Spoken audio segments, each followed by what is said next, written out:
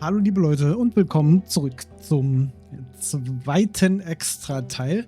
Und ich habe gerade gesehen, wir hätten ja, oder besser gesagt, hier steht ja 1 Stunde 50 Minuten, also wir hätten einfach mal lesen müssen.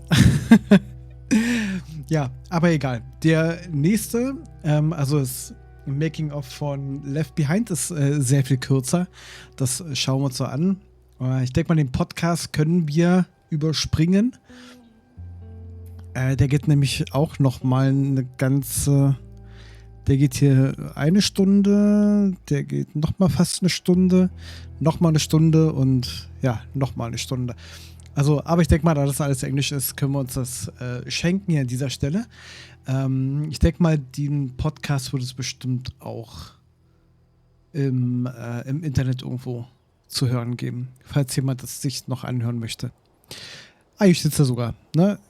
Achso, nee, Transkription, mein Gott. Kann man sogar runterladen. Ja, genau. So, gut, aber wir gucken uns jetzt, wie gesagt, noch das Making-of vom DLC an. Interessiert mich auch sehr. Das war sehr, sehr, sehr gut gemacht auch.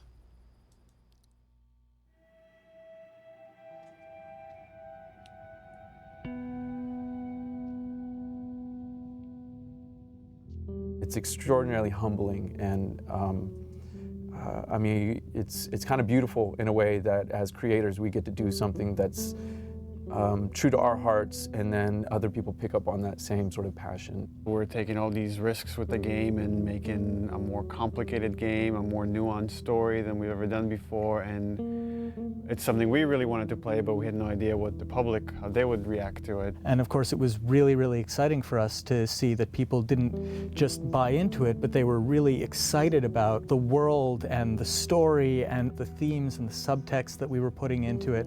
Really, people just got the game 100%. You know, as an artist, as a creator, you want people to love your work. You want to cause some emotional reactions. So it just kind of leads us and encourages us to keep going in the directions that inspire us.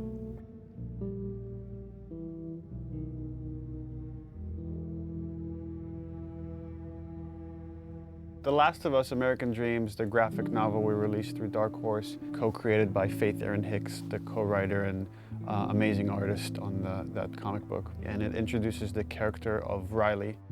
And in it we get to see kind of Ellie coming out of her shell, and she starts taking on these attributes from Riley, but it's the first day they meet. And it became really interesting to us to say, okay, months later, after these two have become best friends, and they've had this falling out, where does that relationship go? In discussing ideas, it's like, what if we got to play through that kind of relationship? What if we saw that relationship? And it gives us an opportunity to test out various mechanics and storytelling ideas that maybe we couldn't test on the scale of the full game, but doing it in a smaller time frame allows us to try out these ideas and say, okay, that's interesting. How did that work? The comic book was kind of a great way to see a little bit of what Ellie and Riley's relationship was. So when we set out to design the world, we already had a point of reference that there had already been some great work done just in terms of some of the visuals and some of the language between Riley and Ellie. I think we had a sound story pretty early on that we felt was compelling enough to okay, that justifies us moving forward with the idea of single-player DLC. Now you have a team of some burnt-out, frazzled people that you're trying to say, like, okay, guys, let's go again. Can we do it again? And that's a lot. That's a lot to ask of anybody after 3.5 years of grind. We kind of right away knew we wanted to focus on Ellie. We wanted to tell a little bit more about who she was before all this. We also felt like some people were wondering what happened in that time span between when Joel gets really injured and then you play as Ellie. And I felt like I wanted to meet Riley. Like I want to know her. I read a little bit from like the comics, and you kind of had this image in your head in the character, but you kind of really don't meet them until you start to see them. And once you get the actor in there, once you get these people, they really start to come out. All this time I thought you were dead. Yeah. It was interesting sort of this time around to be with someone new. When Yanni came in during casting, I was like, that's totally who I saw in the comic book. That's totally her, that's totally who I heard. You need to cast her. I was a bit intimidated to kind of come on to something that's so big. It's different, you know, Ashley started with it and you're, you know, coming in, I guess, you know, as a sophomore, you know what I mean? Like, you feel like, oh gosh, am I gonna fit in? And then, will I really be able to live up to the standard that's so high? With The Last of Us, we got to see the events that led to who Joel is during the game. We never get to see that with Ellie. With Ellie, you know, we're picking her up at the outset of the journey. What this DLC really allowed us to do is focus on Ellie's life prior to that journey. And we get to see, you know, she's just a kid, ultimately. Despite, you know, the journey she's about to go on, you get to see her have fun, and you get to see her playing with her best friend, and you get to see her be romantic with someone. You definitely see a very different side to Ellie. Being with another teenage girl sort of brings out that playfulness and that silliness that you see glimpses of that with Joel, but you know, it's different hanging out with a 40-year-old dude. You know Ellie as this like really tough, strong kid that has gone through so many crazy things and has seen so many things, to this other side of her, a little bit more vulnerable, softer side of her through the eyes of Riley. So it's a really interesting relationship there because you get to see somebody who really influenced who Ellie is and taught her how to survive and be strong. And then you see that playful Ellie, and you see the events that are shaping her and changing her, and how she loses the one person in this world that she cares for. And then you understand why she's willing to fight tooth and nail to not lose Joel. She's already lost this person that she loved. She's not about to let it happen again.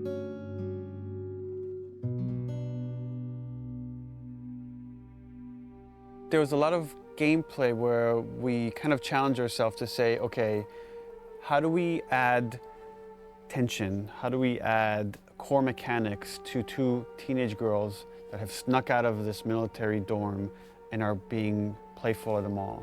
There are large portions where there is no combat, where we're really focusing on the narrative connection between you and an allied character.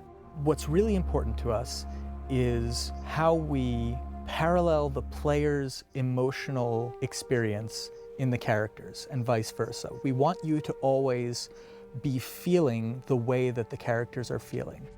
The fuck are you looking at? We look at contrast a lot whenever we're trying to create pacing of things. And you know, you can't have your lights without your darks, your highs without your lows. So while we're looking at the Ellie storyline, we also want to contrast that with what's happening in the desperation of Joel. So the combat is kind of an extension of the obstacles, the barriers inside of her way that she needs to overcome. Something new we wanted to do with the combat this time was we introduced David's people, sort of the cannibals in the university. By pulling David's crew into the mall, we also thought it would be intriguing to create some new technology where we had the infected fight the humans. We developed a number of setups, combat setups, during the DLC where the player has the opportunity to pit those two sides against each other.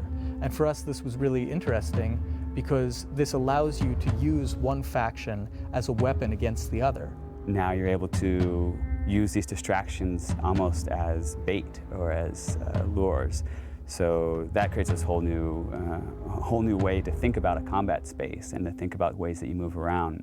But it still drives home that idea that it's a desperate world and you're trying to survive in it. The main themes that we're playing with, I think, are love and loss and, on some level, devotion. What lengths do you go to protect the ones that you care about? If you never know if you're going to die tomorrow, in the next hour, in the next few minutes, every moment spent with those you love is a moment to cherish. The relationship between Ellie and Joel, you know, it dealt with survival, it dealt with loyalty, and ultimately it dealt with love. The love of a parent to a child or a child to a parent. The DLC is not that different. In this world, all you really have are your relationships and your friends. I mean, that becomes everything. And I think that's sort of reiterated in the DLC. One of the great things about Last of Us was how much people related to Ellie and enjoyed Ellie and saw her as this strong character.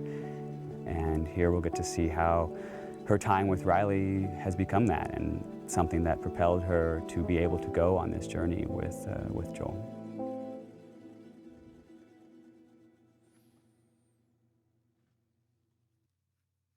Ach, schade, schon wieder zu Ende. Mensch, aber ja, es stimmt. Also es war perfekt, dieses DLC noch halt zu spielen, weil man ja dann doch noch stärker an Ellie eine Bindung hatte. Das war schon echt nice. Ich bin so gespannt auf Teil 2, ne? Ich weiß gar nicht, gibt es das schon für PC? Ne, ich glaube noch nicht. Ach Leute, so, wir haben es aber. Wir haben es jetzt durchgespielt und wir haben auch die Extras angeguckt, die meisten zumindest. Wir haben noch jede Menge Galerien, aber das, ja, mal gucken. Ne? Ich gucke mal, dass ich alle freischalte und dann kann ich ja vielleicht noch mal eine kleine Aufnahmesession machen oder so. Genau. Gut, aber dann soll es erstmal gewesen sein. Mittlerweile bei mir ist es in Realtime gleich 5 Uhr morgens. Ja, aber ich wollte das gerne machen jetzt, weil das so schön ist einfach. Genau, also vielen Dank fürs Dabeisein, liebe Leute. Und würde mich freuen, wenn ihr dann auch bei weiteren Projekten wieder am Start seid. Und auch dann später zu Last of Us Part 2. Dann hoffentlich sehr bald. Okay, also danke fürs Dabeisein. Tschüss.